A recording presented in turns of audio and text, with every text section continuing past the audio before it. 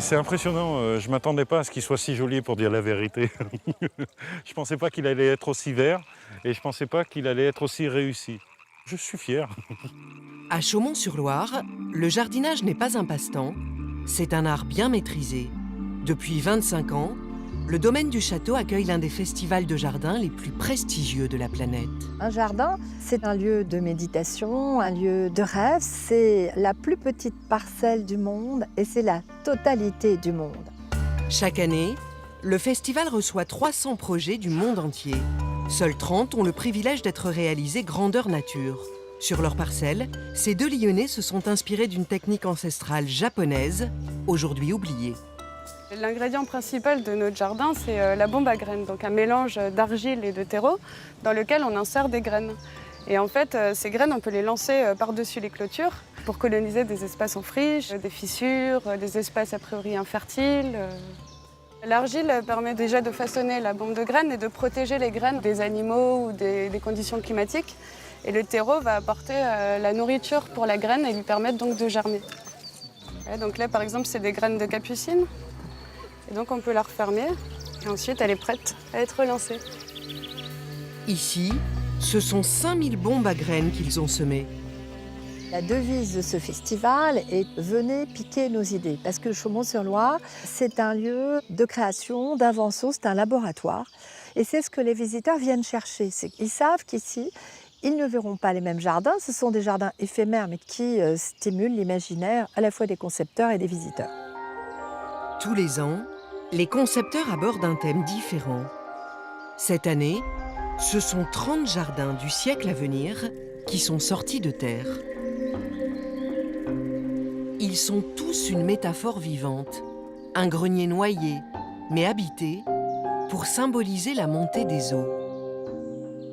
Un jardin débordé par une végétation qui reprend ses droits. Certains préfèrent un fouillis organisé à l'ordre établi. Dans le coin de verdure de Laurent d'Abompré, les mauvaises herbes sont les bienvenues. Alors c'est un cirse, donc ça fait partie de la famille des chardons. Donc ce sont typiquement les plantes que, quand elles apparaissent au jardin, on se méfie. Mais voilà, celle-ci a un caractère un peu plus ornemental, c'est vraiment très très joli.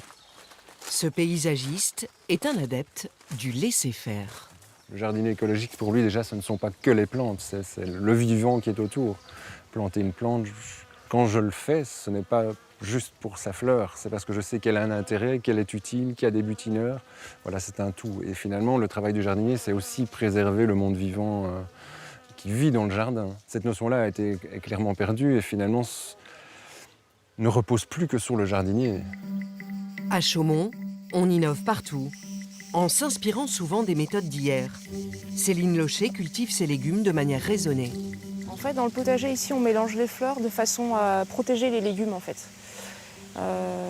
Donc cette association, elle est vraiment bénéfique parce que les fleurs, en fait, vont attirer les prédateurs, en fait, les ravageurs des légumes.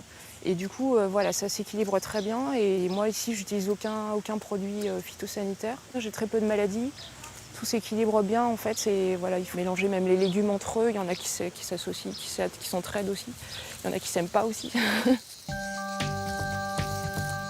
Au centre du parc, un jardin propose un autre potager.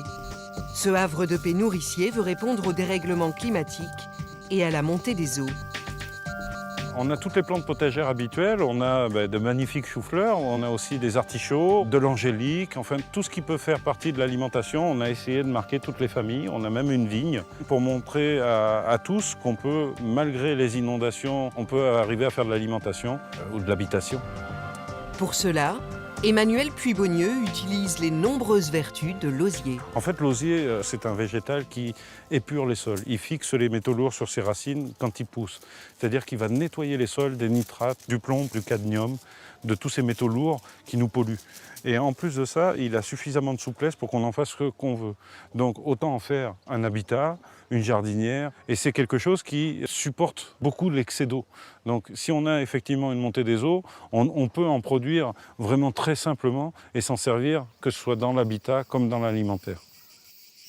Un peu plus loin, une autre parcelle propulse les visiteurs sur une terrasse urbaine du futur. Ici, les plantes ne sont pas qu'ornementales, elles deviennent des batteries.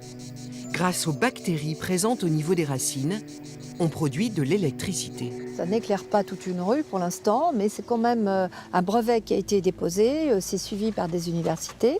Et on a trouvé que c'était quand même une tendance intéressante. C'est-à-dire que si on arrivait à utiliser l'énergie des végétaux, quel que soit le procédé, pour s'éclairer, ce serait extraordinaire.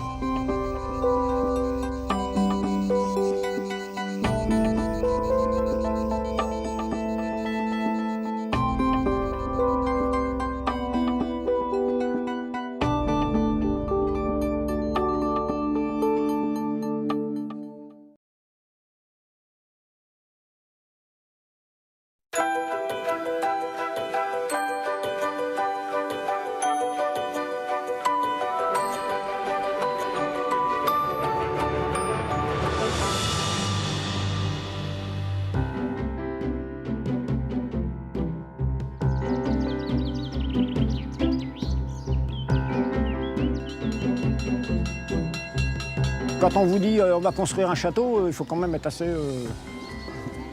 Bien sûr que c'est surréaliste. C'est le bouche-oreille qui a fait connaître Guédelon. C'est vraiment des visiteurs qui sont venus les premières années, qui ont dit, vous savez, j'étais voir, il y a une bande de fous dans la forêt, ils sont en train de construire un château.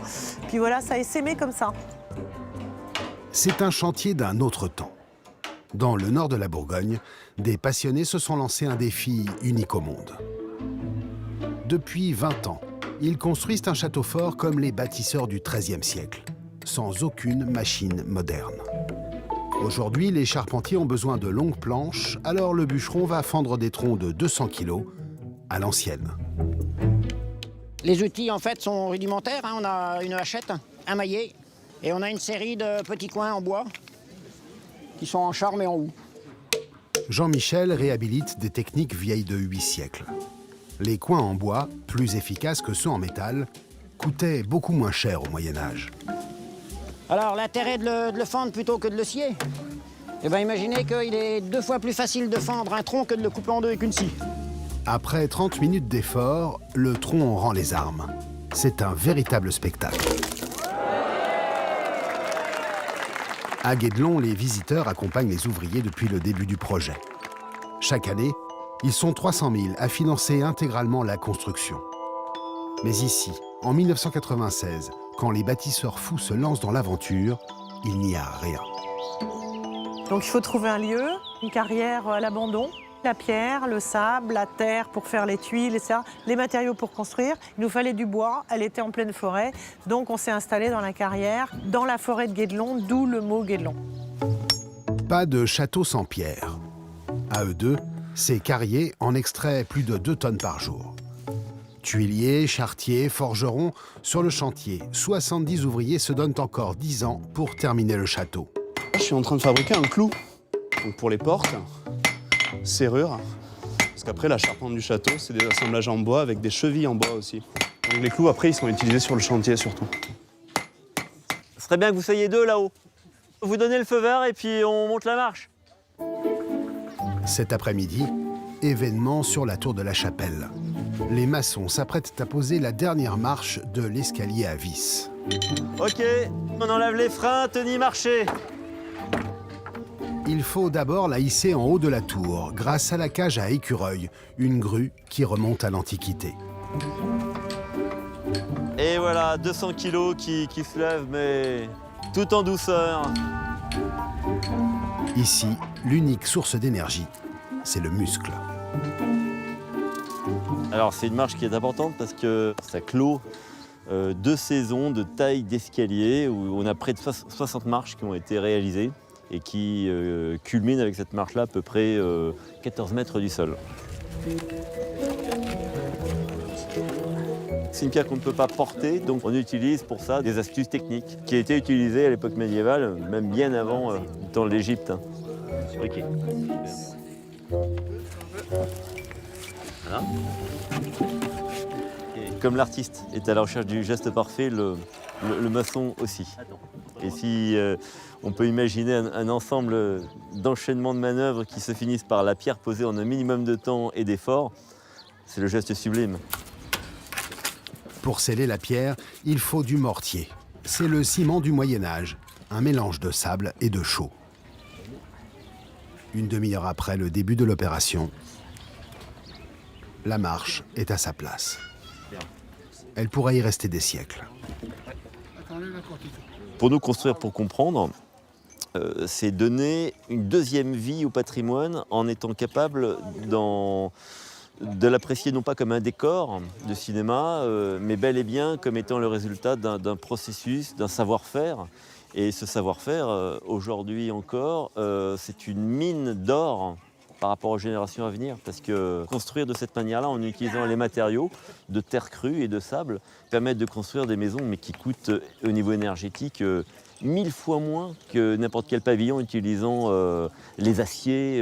Donc la leçon, elle est là, et le XXIe siècle démarre dans cette réflexion-là.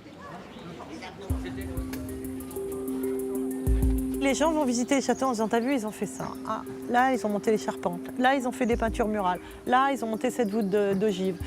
Mais les gens passent plus de temps à regarder les ouvriers travailler qu'à admirer le château. Donc le château, c'est le témoin. C'est vraiment pas le héros.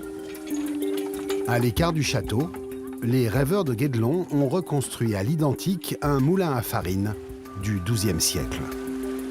Finalement, ça tourne tout seul, c'est déjà une machine automatique. On a reconstruit le moulin, on fait de la farine et le boulanger fait du pain. C'est du délire, c'est de la folie, c'est génial. Et à force de vivre à Guédelon, je me rends compte qu'il y a un moment, il y a un son, il y a quelque chose, il y a une façon tous de travailler ensemble qui est de l'ordre de l'orchestre. Et c'est bon, c'est juste, on a joué juste et ça marche.